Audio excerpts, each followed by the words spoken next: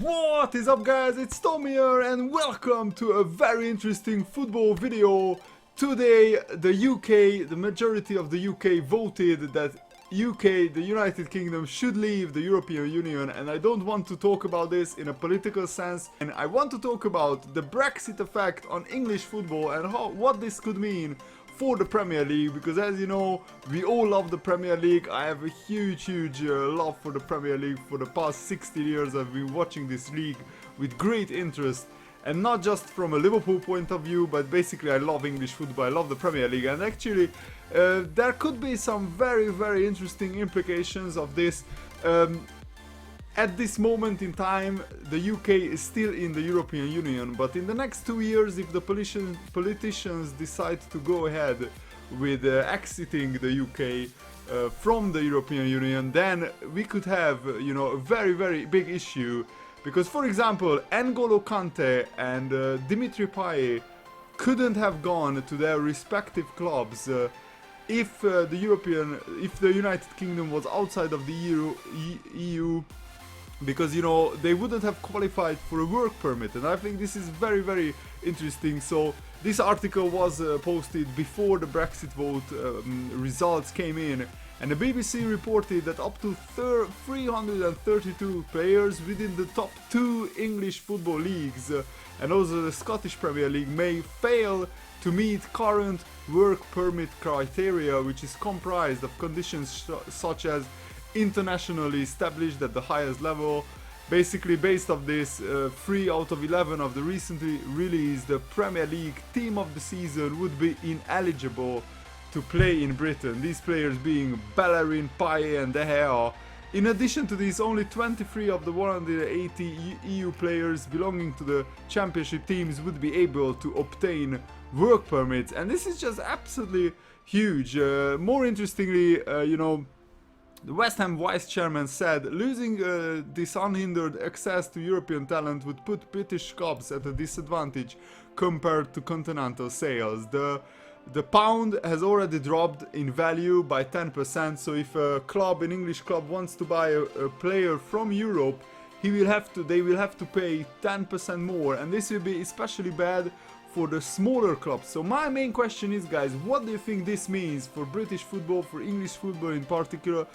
Would this mean that, you know, English football and the Premier League won't be able to attract as many talented young players from Europe? I certainly think that will be the case. And will this mean that more English and British players will get a chance in the starting lineups of, you know, smaller Premier League clubs? Because I think the biggest clubs, they will still be able to afford, you know, paying for the most talented young players, but the smaller clubs not so much. And you know what makes the Premier League so great is that so many of the young players who came from Europe, the likes of Cristiano Ronaldo, Thierry Henry. Just think about that for a second. Cristiano Ronaldo potentially couldn't have and wouldn't have signed for Manchester United had he not been able to go anywhere and work anywhere in the European Union at that time. You know, when the United Kingdom was still in the EU. If the likes of Ronaldo and Henry wouldn't have come to the Premier League, I think that would be just a really big disadvantage to the Premier League, and we don't really know how much this will affect football, and we also have to see how they will renegotiate the rules regarding English football, but it will be very interesting. And here is actually a very interesting article in goal.com. So they are talking about here that the impact on the transfer prices are already talked about. It's just an example that Paul Pogba's price tag is 160 million euros. If, for example, Man City wanted to buy him before today, Pogba would have cost 110 million pounds, and after today he would have cost 140 million pounds. So that's a huge 30 million pound difference. Yeah, as you can see, 113 to 144 million pounds. That's a rise of over 30 million pounds. And this applies to everybody. All the English clubs, if they want to buy players from Europe, they have to pay 10% more just after yesterday, which is absolutely crazy. It blows my mind. And also the ability to sign players. At the present moment, about 65% of Premier League players are from overseas, from the big leagues. The Premier League has the most amount of foreign players.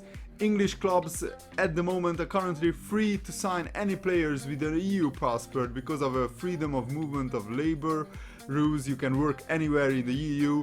But if the UK will leave the EU potentially in the next 2 years, then this won't be a case anymore. And I'm especially worried for the smaller clubs, you know, because for example, Leicester City have bought N'Golo Kante. I keep bringing him up, but I think he's the perfect example.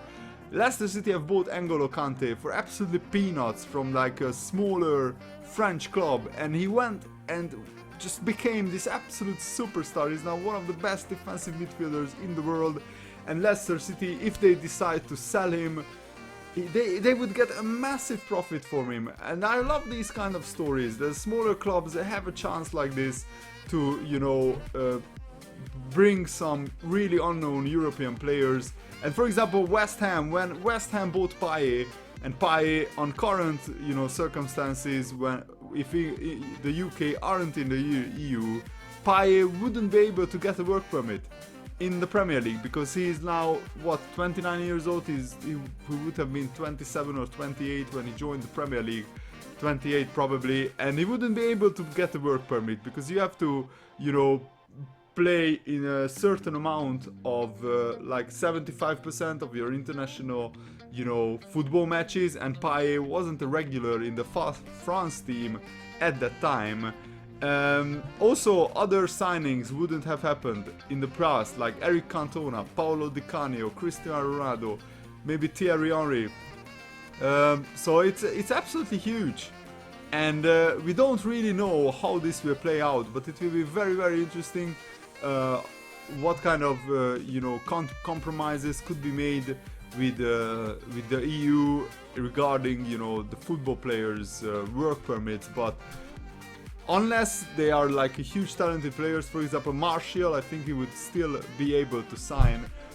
Big clubs would still be able to sign very talented young players because they make few exceptions on you know, extreme big talents. But for most of the clubs, and for especially the smaller clubs, you know, there won't be this advantage of getting you know, cheap young European players.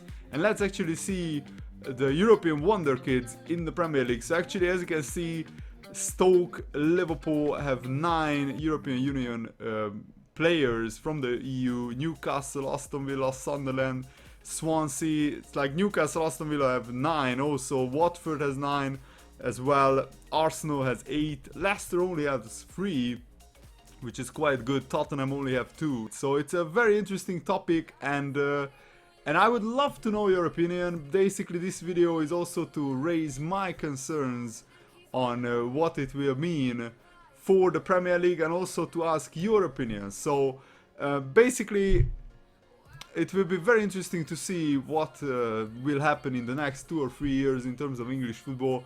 And it's quite sad and such a shame, because now next season we will have the best managers in the world all in the Premier League, and they might not be able to attract the best players in Europe or the best young players in Europe into the Premier League because of this, you know, referendum result. And yeah, there are some optimists who say that English football could again become a homegrown heaven, where you have a lot of you know, homegrown English and British players in the Premier League club. So I would love to hear your opinion. Let me know in the comments below, and I hope you enjoyed this video. Thanks for watching, guys. Leave a like if you enjoyed it. See you later.